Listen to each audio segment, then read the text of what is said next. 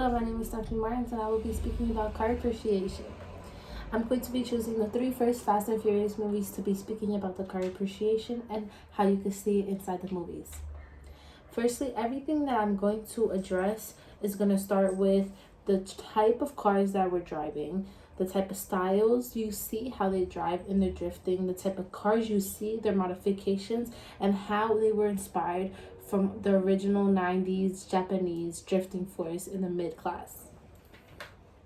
Firstly, starting with Fast and Furious, which is the first one, we get our most iconic movie of the time at the time, due to the fact there was no movie that was being shown in 2001 that has such a diverse car community in a sense. Besides the story of the movie itself, the Fast and Furious were one of the most advanced at the time because the palette of cars that they had, as I just explained, they actually had what would have been street racing, and where it came from would have been Japan. We got to see the opportunity of seeing American Muscle, which is this car right here, versus a Japanese GDM car, which is this one right here. And it showed so much potential in each car itself and how they can be compared to each other. The best car in that movie was the MK4 Toyota Supra, which is Brian's car. This was one of the best Japanese and one of the underdogs throughout the whole 90s drifting culture in Japan. This is because this car was built to be a toy, essentially, and it was built for these extreme pushes that it takes to drift, with being able to drive stick and being able to assess your car and not destroy your axles or your tires properly. Here we see a car from the Fast and Furious movie, which is obviously the Toyota Supra. And here we see one of the abandoned cars that's now been abandoned for 15 years that has been rumored to be part of the middle class 90s culture. Next, we're going to speak about Too Fast, Too Furious. This is one of the best movies in the whole saga, in my personal opinion, due to the fact that we saw the most cosmetic changes. We saw the most modifications on any car from the past movies and into the future movies that we're not going to speak about. In this lineup alone, we see some amazing cars. We see the Honda, which is the pink one. We see the Nissan Skyline, which is this one. We see the Mazda RX, which is this red one. And we see the Toyota Supra Turbo, which is this one. These cars alone were beautiful and had so much potential, but the movie and the screening just gave it another life. These also had the biggest modification when it came to nitro gas. Nitro gas has always played a role in newer movies, but since Too Fast, Too Furious only came out in 2003, nitro gas wasn't as popular as it should have been in the movie franchise. And whether it is Fast and Furious or beyond Fast and Furious, which is like Need to Speed or any other thrillers. The best car from Too Fast, Too Furious is Suki's Honda S2000. This was one of the favorites of the fans, and it was also one of the ones that you can relate to in the 90s with the Japanese culture, because not only did it show the cosmetic changes that these owners did to the cars so that they can be different in a sense, but it also related so much because this was not a hero car. This was just a car.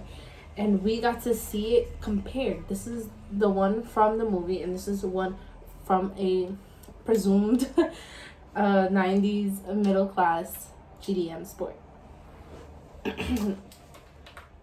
In Fast and Furious Tokyo, we also get to see more of a new culture. This is obviously one of the movies that had the most representation from Japanese culture since it was taken in Tokyo, but American Muscle was still very much there, and we still got to see very much how these cars, comparably in real life, couldn't do the things that they were doing, but with simple modifications, they did what they had to do. Here we see a Camaro drifting along with a 350Z. Normally, you wouldn't see this because Camaros aren't built to have axles that are able to shift in the way 350Zs are, which is a Japanese car. But as long as we were pictured in these movies, we got to see the difference. This is another lineup that we get to see, which is the Skyline, the Mazda, and the RX-7.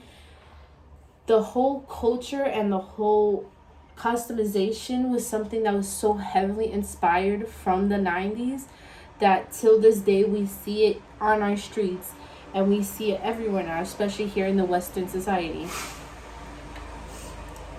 Obviously, our Mazda RX-7 was the best car we got to see in the whole franchise itself, because it was one of the most heavily advanced for their times, but also had a background of being an amazing drift car.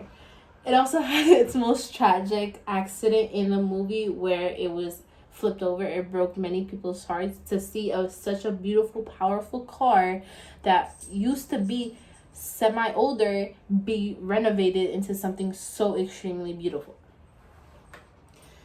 Hence why I see. In this movie alone, we got to see the advanced. We got to see it in its normal state, which you would say is this one. And here it is as in the 90s. You can see that in comparison, the color combinations were different, but these cars were tatted with alignments. They were tatted with bumpers. They were tatted with spoilers. They were made to appear to be different. And this is the inspiration that every movie moving up in the line took from. But the first 3 movies in the Fast and Furious saga had an amazing outcome and an amazing test to it from the next 5 after the first 3. It was an amazing thing. And my love for cars is the same as I hope anyone else's. These cars were beautiful, and what I would give to be in the 90s and see these cars on actual streets doing the most illegal things you can imagine. But we get to see it in the movie, thankfully. Thank you so much.